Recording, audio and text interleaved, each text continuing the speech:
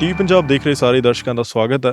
ਅੱਜ ਅਸੀਂ ਤੁਹਾਡੀ ਮੁਲਾਕਾਤ ਕਰਾਵਾਂਗੇ ਇੱਕ ਐਸੇ ਸ਼ਖਸ ਦੇ ਨਾਲ ਜੋ ਸਰੀ ਦੇ ਵਿੱਚ ਯੂਥ ਆਈਕਨ ਬਣੇ ਹੋਏ ਨੇ ਤੇ ਜਿਨ੍ਹਾਂ ਨੇ ਕੋਵਿਡ-19 ਨੂੰ ਲੈ ਕੇ ਸੇਫਟੀ ਪ੍ਰੋਟੋਕੋਲਸ ਨੂੰ ਲੈ ਕੇ ਇੱਕ ਅਵੇਅਰਨੈਸ ਜਿਹੜੀ ਸਪਰੈਡ ਕਰਨ ਦਾ ਉਹਨਾਂ ਨੇ ਇੱਕ ਟੀਚਾ ਮਿੱਥਿਆ ਹੋਇਆ ਤੇ ਖਾਸ ਕਰਕੇ ਗੁਰਦੁਆਰਿਆਂ ਦੇ ਵਿੱਚ ਆਪਣੀ ਕਮਿਊਨਿਟੀ ਦੇ ਵਿੱਚ ਜ਼ਿਆਦਾ ਤੋਂ ਜ਼ਿਆਦਾ ਸੇਫਟੀ ਅਵੇਅਰਨੈਸ ਜਿਹੜੇ ਨੇ ਪ੍ਰੋਟੋਕੋਲਸ ਉਹ ਅਵੇਅਰ ਕਰਨਾ ਚਾਹੁੰਦੇ ਨੇ ਲੋਕਾਂ ਨੂੰ। ਬਹੁਤਾ ਸਮਾਂ ਨਾ ਲੈਂਦਾ ਹੋਇਆ ਮੈਂ ਤੁਹਾਡੀ ਮੁਲਾਕਾਤ ਕਰਾਉਣਾ ਸੁਖਮੀਤ ਸਿੰਘ ਸੱਚਲ ਨਾਲ। ਸੁਖਮੀਤ, ਤੁਹਾਡਾ ਬਹੁਤ ਬਹੁਤ ਸਵਾਗਤ ਹੈ। Thank you so much for having me. ਸੋ ਗੱਲ ਕਰਦੇ ਹਾਂ, ਸਭ ਤੋਂ ਪਹਿਲਾਂ ਤੁਸੀਂ ਇਹ ਦੱਸੋ ਕਿ ਤੁਸੀਂ ਇਸ ਇਨੀਸ਼ੀਏਟਿਵ ਨਾਲ ਤੁਹਾਡੇ ਮਾਈਂਡ 'ਚ ਕਿੱਦਾਂ ਆਇਆ ਵੀ ਆਪਣੀ ਕਮਿਊਨਿਟੀ ਦੇ ਵਿੱਚ ਇਸ ਚੀਜ਼ ਨੂੰ ਜਿਹੜਾ ਵੱਧ ਤੋਂ ਵੱਧ ਸਪਰੈਡ ਕੀਤਾ ਜਾਵੇ? ਜੀ, ਇੱਕ ਦਿਨ ਮੈਂ ਗੁਰਦੁਆਰੇ ਗਿਆ ਸੀ ਅਤੇ ਉੱਥੇ ਮੇਰੇ ਫਾਦਰ ਅਤੇ ਮੈਂ ਗਿਆ ਅਤੇ ਵੇਖਿਆ ਸੀ ਕਿ ਜਿਹੜੇ ਸਾਡੇ ਬਜ਼ੁਰਗ ਲੋਕ ਹੈਗੇ ਆ ਉਹਨਾਂ ਨੇ ਕਿਸੇ ਨੇ ਵੀ ਨਹੀਂ ਮਾਸਕ ਪਾਏ ਹੋਏ ਸੀ ਅਤੇ ਮੈਨੂੰ ਇਹ ਲੱਗਿਆ ਕਿ ਕੋਵਿਡ-19 ਦੀ ਜਿਹੜੀ ਐਵੀਡੈਂਸ ਬੇਸ ਇਨਫੋਰਮੇਸ਼ਨ ਹੈਗੀ ਹੈ ਕਹਿੰਦੀ ਕਿ ਬਜ਼ੁਰਗਾਂ ਨੂੰ ਹੋਰ they're more prone to getting COVID. ਸੋ ਜਦੋਂ ਮੈਂ ਵੇਖਿਆ ਸੀ ਮੈਂ ਕਿਹਾ ਕਿ ਮੈਂ ਕੁਝ ਕਰਨਾ ਚਾਹੁੰਦਾ ਇਹਦੇ ਵਾਸਤੇ ਅਤੇ ਮੇਰਾ ਬੈਕਗਰਾਊਂਡ ਵੀ ਹੈਗਾ ਪਬਲਿਕ ਹੈਲਥ ਅਤੇ ਮੈਡੀਕਲ ਸਟੂਡੈਂਟ ਹੈਗਾ। ਸੋ ਜਦੋਂ ਇਹ ਵੇਖਿਆ ਸੀ ਫਿਰ ਮੈਂ ਆਪਣੇ ਦੋਸਤਾਂ ਨੂੰ ਫੋਨ ਕੀਤਾ ਅਤੇ ਮੈਂ ਕਿਹਾ ਕਿ ਅਸੀਂ ਕੀ ਕਰ ਸਕਦੇ ਹਾਂ। ਸੋ ਅਸੀਂ ਇਹ ਸ਼ੁਰੂ ਕੀਤਾ ਸੀ ਕੋਵਿਡ-19 ਸਿੱਖ ਗੁਰਦੁਆਰਾ ਇਨੀਸ਼ੀਏਟਿਵ ਅਤੇ ਮੈਨੂੰ ਇਹ ਗ੍ਰਾਂਟ ਵੀ ਮਿਲੇ ਸੀ ਇਸ ਦੇ ਵਾਸਤੇ ਕਲਿੰਟਨ ਫਾਊਂਡੇਸ਼ਨ ਤੋਂ। ਅਤੇ ਮੈਂ ਦੋ ਬੱਚਿਆਂ ਨੂੰ ਮਿਲੇ ਸੀ ਕੈਨੇਡਾ ਦੇ ਵਿੱਚ ਅਤੇ ਮੈਂ ਇੱਕ ਹੈਗਾ ਸੀ ਐਂਡ ਇਹ ਪ੍ਰੋਜੈਕਟ ਦੇ ਨਾਲ ਸਾਨੂੰ ਜਿਹੜੀ ਫੰਡਿੰਗ ਮਿਲੀ ਸੀ ਅਸੀਂ ਯੂਜ਼ ਕੀਤੀ ਹੈ ਇਨੀਸ਼ੀਏਟਿਵ ਸ਼ੁਰੂ ਕਰਨ ਵਾਸਤੇ। ਸੋ ਗੱਲ ਕਰਦੇ ਹਾਂ, ਜਿੱਦਾਂ ਤੁਸੀਂ ਕਿਹਾ ਕਿ ਤੁਸੀਂ ਗੁਰਦੁਆਰੇ ਗਏ ਅਤੇ ਬੇਸਿਕਲੀ ਜੇ ਗੱਲ ਕੀਤੀ ਜਾਵੇ ਤਾਂ ਸਾਡੇ ਸੀਨੀਅਰਸ ਜਿਹੜੇ ਨੇ ਉਹ ਜ਼ਿਆਦਾ ਪ੍ਰੋਨ ਨੇ ਇਸ ਡਿਸੀਜ਼ ਨੂੰ ਲੈ ਕੇ ਅਤੇ ਤੁਸੀਂ ਅਵੇਅਰਨੈਸ ਫੈਲਾਉਣਾ ਚਾਹੁੰਦੇ ਹੋ। ਸੋ ਜਿੱਦਾਂ ਤੁਸੀਂ ਜ਼ਿਕਰ ਵੀ ਕੀਤਾ ਕਿ ਤੁਹਾਡੀ ਮੈਡੀਕਲ ਹਿਸਟਰੀ ਹੈ, ਆਪਣੀ ਬੈਕਗਰਾਊਂਡ ਹਿਸਟਰੀ ਦੇ ਬਾਰੇ ਥੋੜ੍ਹੀ ਸਾਡੇ ਨਾਲ ਜ਼ਿਕਰ ਕਰੋ। ਸ਼ੋਰ, ਅਸੀਂ ਇਮੀਗ੍ਰੈਂਟ ਹੋਏ ਸੀ ਇੰਡੀਆ ਤੋਂ ਕੈਨੇਡਾ ਵਿੱਚ 2002 ਦੇ ਵਿੱਚ ਅਤੇ ਜਦੋਂ ਮੈਂ ਇੱਥੇ ਆਇਆ ਸੀ ਮਾਈ ਫਾਦਰ ਮਾਈ ਮਦਰ ਅਤੇ brother always done a lot of work in the community ਅਤੇ ਜਦੋਂ ਮੈਂ ਆਪਣੇ ਫਾਦਰ ਨੂੰ ਵੇਖਿਆ ਚੀਜ਼ਾਂ ਕਰਨ ਵਾਸਤੇ ਆਈ ਵਾਜ਼ ਆਲਵੇਜ਼ ਇੰਸਪਾਇਰਡ ਅਤੇ ਆਈ ਥਿੰਕ ਇਸ ਤੋਂ ਮੇਰੀ ਸ਼ੁਰੂ ਹੋਈ ਸੀ ਜਿਹੜਾ ਮੈਂ ਕਮਿਊਨਿਟੀ ਵਿੱਚ ਕੰਮ ਕੀਤਾ। ਸੋ ਮੇਰੀ ਸੰਸਥਾ ਵੀ ਹੈਗੀ ਇਸ ਤੋਂ ਪਹਿਲੇ ਬ੍ਰੇਕ ਦ ਡਿਵਾਈਡ ਜਿਹੜੀ ਹੁਣ ਦੁਨੀਆ ਭਰ ਹੈਗੀ ਹੈ ਅਤੇ ਹੁਣ ਇਹ ਜਿਹੜੀ ਇਹ ਕੋਵਿਡ-19 ਸਿੱਖ ਗੁਰਦੁਆਰਾ ਇਨੀਸ਼ੀਏਟਿਵ ਹੈਗਾ ਇਹਦੀ ਹੁਣ ਵੱਡੀ ਸੰਸਥਾ ਅਸੀਂ ਬਣਾ ਰਹੇ ਸਿੱਖ ਹੈਲਥ ਫਾਊਂਡੇਸ਼ਨ ਜਿਹਦੇ ਨਾਲ ਅਸੀਂ ਹੋਰ ਵੀ ਟੌਪਿਕ ਕਵਰ ਕਰ ਸਕਦੇ ਹਾਂ ਜਿਹੜੀ ਸਿੱਖ ਕਮਿਊਨਿਟੀ ਦੇ ਵਿੱਚ ਸਾਊਥ ਏਸ਼ੀਅਨ ਕਮਿਊਨਿਟੀ ਦੇ ਵਿੱਚ ਜਿਹੜੇ ਸਾਡੀ diabetes population obesity alcoholism all of these thing ਅਸੀਂ ਟਾਰਗੇਟ ਕਰਨਾ ਚਾਹੁੰਦੇ ਹਾਂ ਅਤੇ ਅਸੀਂ ਕਰਨਾ ਚਾਹੁੰਦੇ ਹਾਂ ਕਿ ਅਸੀਂ ਕੀ ਕਰ ਸਕਦੇ ਹਾਂ ਕਮਿਊਨਿਟੀ ਦੇ ਵਿੱਚ and so this is a first step ਕੋਵਿਡ-19 ਸਿੱਖ ਗੁਰਦੁਆਰਾ ਇਨੀਸ਼ੀਏਟਿਵ। ਜੇ ਗੱਲ ਕੀਤੀ ਜਾਵੇ ਜਿੱਦਾਂ ਤੁਸੀਂ ਜਿਹੜੇ ਕਹਿ ਸਕਦੇ ਡਿਜ਼ੀਜ਼ ਦੇ ਬਾਰੇ ਗੱਲ ਕੀਤੀ, ਜ਼ਿਆਦਾਤਰ ਉਹਨਾਂ ਦੇ ਵਿੱਚੋਂ ਜਿਵੇਂ ਸਾਡੀ ਕਮਿਊਨਿਟੀ ਦੇ ਵਿੱਚ ਬਹੁਤੀ ਅਵੇਅਰਨੈਸ ਨਹੀਂ ਹੈ ਅਤੇ ਦੂਜੀ ਗੱਲ ਇਹ ਹੈ ਕਿ ਇਹਨਾਂ ਚੀਜ਼ਾਂ ਨੂੰ ਟੈਬੂ ਵੀ ਮੰਨਿਆ ਜਾਂਦਾ ਵੀ ਜੇ ਕੋਈ ਬੰਦਾ ਐਲਕੋਹਲਿਕ ਹੈ ਜਿੱਦਾਂ ਤੁਸੀਂ ਕਿਹਾ ਡਰੱਗ ਯੂਜ਼ ਜੇ ਜ਼ਿਆਦਾ ਅਤੇ ਫਿਰ ਉਹਨਾਂ ਨੂੰ ਮਤਲਬ ਇੱਕ ਤਰ੍ਹਾਂ ਕਹਿ ਲਓ ਵੀ ਸੁਸਾਇਟੀ ਕੱਟ ਆਫ ਕਰ ਦਿੰਦੀ ਆ, ਥੋੜ੍ਹੀ ਬੰਦਿਸ਼ਾਂ ਲੱਗਦੀਆਂ ਨੇ। ਸੋ ਤੁਸੀਂ ਇਸ ਚੀਜ਼ ਬਾਰੇ ਓਪਨ ਪਲੇਟਫਾਰਮ ਦੇ ਉੱਤੇ ਬੋਲ ਰਹੇ ਹੋ ਅਤੇ ਕਿੱਦਾਂ ਦੀ ਤੁਹਾਨੂੰ ਕਮਿਊਨਿਟੀ ਤੋਂ ਸਪੋਰਟ ਮਿਲ ਰਹੀ ਹੈ? I think we're getting good support। ਜਦੋਂ ਆਈ ਥਿੰਕ ਪਿਛਲੀ ਜਿਹੜੀ ਜਨਰੇਸ਼ਨ ਸੀ ਉਹਨਾਂ ਦੇ ਵਾਸਤੇ ਟੈਬੂ ਟੌਪਿਕਸ ਹੈਗੇ ਸੀ ਜੇ ਐਲਕੋਹੋਲਿਜ਼ਮ ਜਾਂ drugs and all of this. I think ਸਾਡੀ ਪਾਪੂਲੇਸ਼ਨ ਹੁਣ ਜਿਹੜੀ ਯੂਥ ਹੈਗੀ ਹੈ we're more focused on how can we help people and treat this or help them in their life and I think ਜਿਹੜੀ ਸਾਨੂੰ ਸਪੋਰਟ ਮਿਲ ਰਹੀ ਹੈ ਹੁਣ ਸਾਰੀ ਜਨਰੇਸ਼ਨਸ ਕੋਲੋਂ ਮਿਲ ਰਹੀ ਹੈ ਅਤੇ I think we're doing good work with it। ਸੋ ਜੇ ਗੱਲ ਕੀਤੀ ਜਾਵੇ ਜਿੱਦਾਂ ਤੁਸੀਂ ਜ਼ਿਕਰ ਕੀਤਾ ਕਿ ਤੁਸੀਂ ਇੱਥੇ ਇਮੀਗ੍ਰੈਂਟ ਕੀਤੇ ਸੀਗੇ ਅਤੇ ਮਤਲਬ ਉਹ ਤੋਂ ਲੈ ਕੇ ਹੁਣ ਤੱਕ ਤੁਸੀਂ ਆਪਣੇ ਫਾਦਰ ਨੂੰ ਆਈਕਨ ਮੰਨਦੇ ਹੋ। ਸੋ ਜਦੋਂ ਤੁਸੀਂ ਕਹਿ ਲਓ ਵੀ ਅੱਗੇ ਇਸ ਪਲੇਟਫਾਰਮ ਦੇ ਵੱਲ ਨੂੰ ਵੱਧ ਰਹੇ ਸੀਗੇ ਤੁਹਾਨੂੰ ਕੀ ਚੈਲੰਜਸ ਫੇਸ ਕਰਨੇ ਪਏ? ਚੈਲੰਜਸ ਤਾਂ ਹਮੇਸ਼ਾ ਹੁੰਦੇ, ਲੋਕ ਹੋਣਗੇ ਜਿਹੜੇ ਕਹਿਣਗੇ ਕਿ ਤੁਸੀਂ ਨਹੀਂ ਕਰ ਸਕਦੇ। ਸਾਨੂੰ like I think a lot of ਜਿਹੜੇ ਸਾਡੇ ਬਜ਼ੁਰਗ ਵੀ ਹੈ ਸਮਟਾਈਮਸ ਕਹਿੰਦੇ ਕਿ ਤੁਸੀਂ ਬੱਚੇ ਹੋ ਤੁਹਾਨੂੰ ਕੁਛ ਪਤਾ ਨਹੀਂ। I think we'll always face these things and just our youth come ਕਰਦੇ community ਵਿੱਚ I think we need to support them। that's why ਜਿਹੜੀ ਮੇਰੀ ਹੁਣ ਟੀਮ ਹੈਗੀ ਇੱਥੇ 100 ਬੱਚੇ ਹੈਗੇ ਸੀ ਅਤੇ ਸਾਰੇ ਸਾਊਥ ਏਸ਼ੀਅਨ ਅਤੇ ਮੇਰਾ ਮੇਨ ਮਕਸਦ ਹੈਗਾ ਕਿ ਅਸੀਂ ਜਿਹੜੇ ਬੱਚੇ ਹੁਣ ਹੈਗੇ ਸੰਸਥਾ ਦੇ ਵਿੱਚ ਉਹਨਾਂ ਨੂੰ ਲੀਡਰਸ ਕਿਸ ਤਰ੍ਹਾਂ ਬਣਾ ਸਕਦੇ ਹਾਂ। ਸੋ I think we are accomplishing that।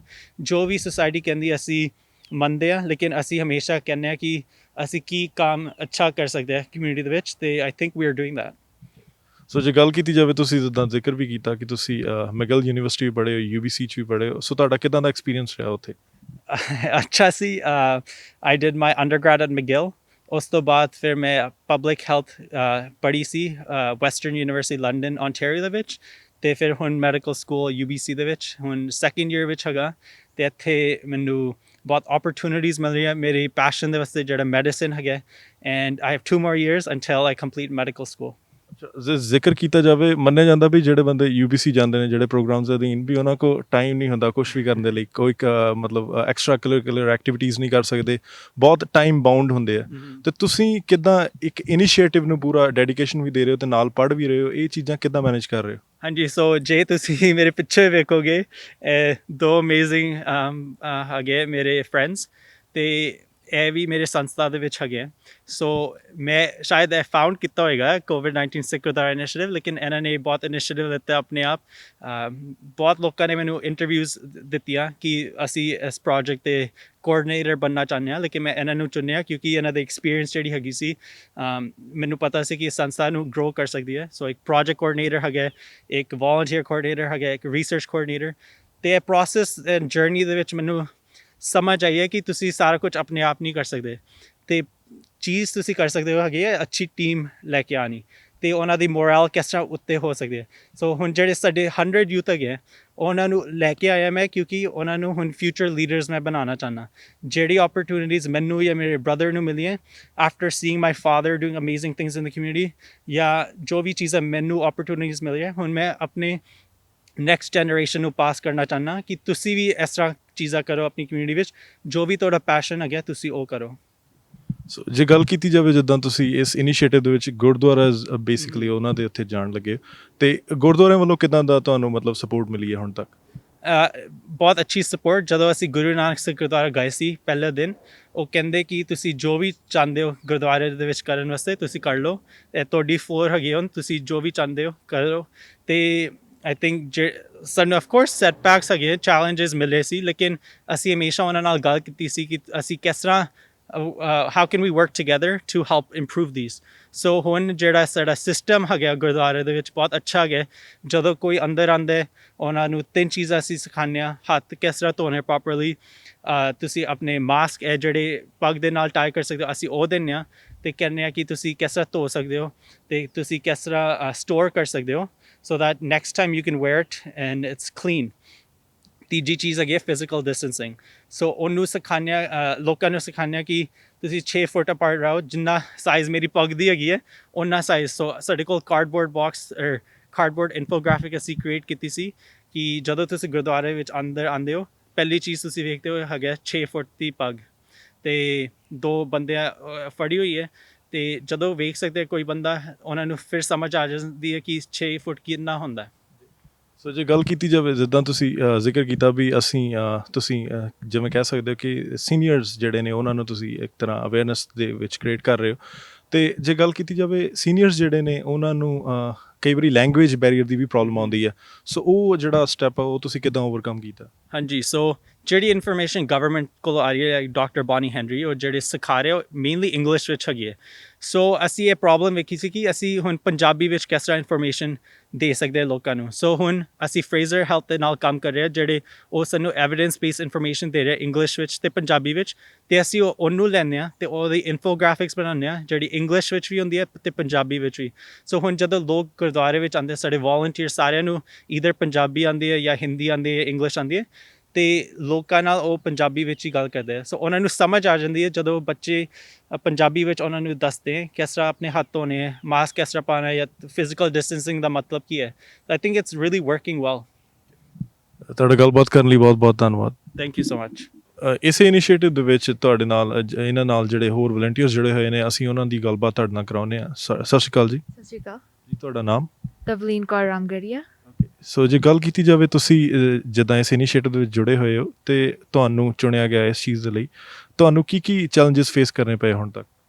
ਸਾਡਾ ਮੇਨ ਚੈਲੰਜ ਸੀ ਵੀ ਆਪਾਂ ਨੌਜਵਾਨਾਂ ਨੂੰ ਕਿਵੇਂ ਇਨਵੋਲਵ ਕਰੀਏ। ਜਦੋਂ ਸ਼ੁਰੂਆਤ ਕੀਤੀ ਸੀ ਪ੍ਰੋਗਰਾਮ ਦੀ, ਸਾਨੂੰ ਥੋੜ੍ਹਾ ਜਿਹਾ ਔਖਾ ਲੱਗਿਆ ਸੀ ਵੀ ਨਿਆਣੇ ਕਿਵੇਂ ਇਨਵੋਲਵ ਕਰੀਏ, ਇਨਫ ਹੋਣ ਸ਼ਿਫਟ ਲਾਉਣ ਵਾਸਤੇ ਗੁਰਦੁਆਰੇ। ਪਰ ਹੌਲੀ ਹੌਲੀ ਆਪਾਂ ਸੋਸ਼ਲ ਮੀਡੀਆ 'ਤੇ ਐਡਵਰਟਾਈਜ਼ ਕਰੀਏ ਅਤੇ ਇੱਕ ਦੂਜੇ ਨਾਲ ਰਲ ਮਿਲ ਕੇ, ਅਤੇ ਹਫਤੇ ਦੇ ਨਾਲ ਸਾਨੂੰ ਲੱਗਿਆ ਵੀ ਨੌਜਵਾਨ ਇਨਵੋਲਵ ਹੋਈ ਜਾਂਦੇ, ਅਤੇ ਫਿਰ ਹੌਲੀ ਹੌਲੀ ਆਪਾਂ ਵਧੀ ਗਏ।